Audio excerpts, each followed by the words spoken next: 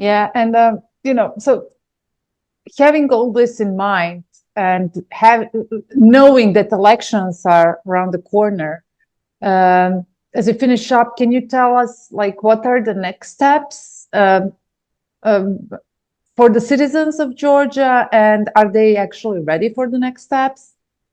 Well, what we see now is a government who's stubbornly trying to push this law, despite all this wide consensus against it. I expect they will do the same with elections. There will not be free and fair elections in this country. There are very little instruments that are there integral in the system to somehow ensure this fairness and free process. So I think we should expect very rude involvement from government. They will just put the number they like on the paper as a result, and then we have to face it and we have to resist it.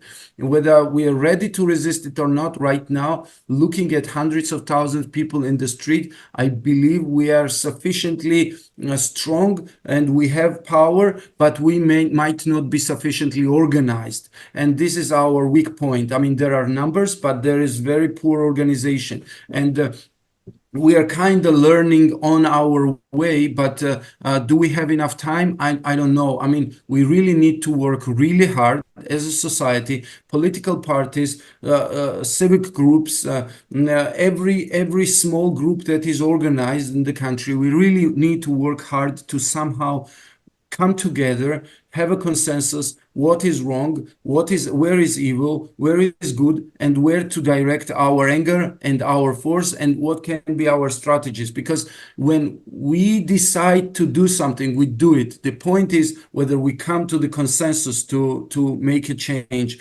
And I think we are there on our way to build this nationwide consensus.